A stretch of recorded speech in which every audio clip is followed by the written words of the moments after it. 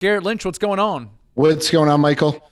So it's interesting how to see how people kind of get into the business. And as we all know, the first deal is the absolute critical way to get in there, because once you get your first deal done, the second and third kind of follow automatically. We call that the law of the first deal. We talk about that a lot.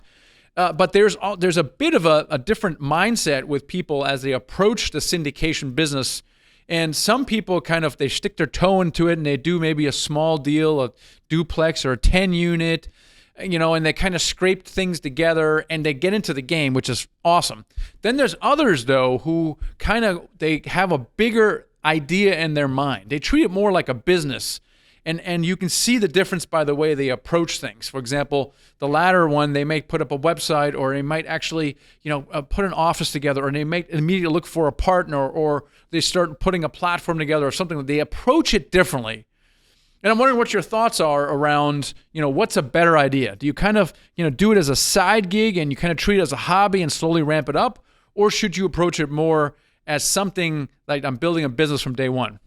Well, I don't think there's really a right or wrong approach if you're getting into real estate, but if you do want to create a business out of it, you have to think about who you're serving.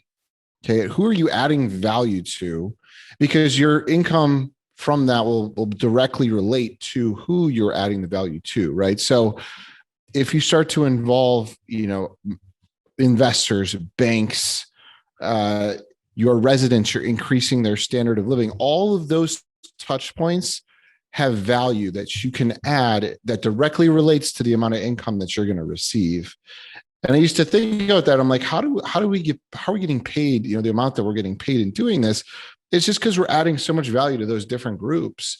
And so, if you're doing just like a 2-flat on the side and on your own, you're only adding value to maybe your residents and maybe a small bank at a small level. Versus you go in and buy a 300 unit complex. Now you have a large staff, you have a property management company, you have, a lot of dollars out there in debt on the debt side. You have investors, you have a lot more that's happening. And so there's, looking at it from a microscope, I've been in both seats. And it's interesting on both sides for sure. Well, I mean, I was kind of of the former variety. I kind of stuck my foot into it and did everything on my own. It was a 12-unit apartment building that we did back in 2011. And I watch people now having this on the podcast and having the book, and I see how different people get into it.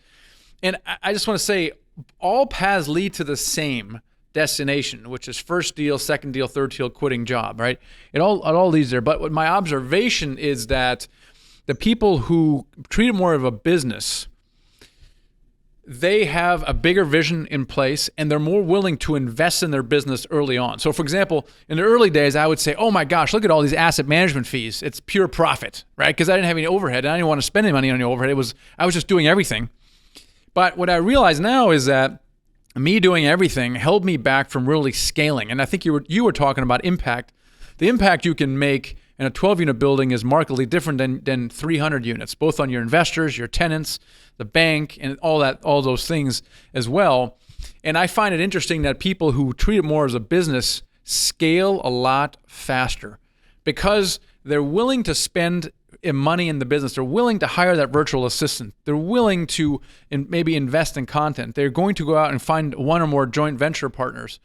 They're already thinking that they are at the helm of a multi-million-dollar business, which all syndicators are, whether you are the hobbyist and you're just starting small or you're going in big. The point is anyone who gets in syndication is at the helm of a multi-million-dollar business. And I think you need to think this way.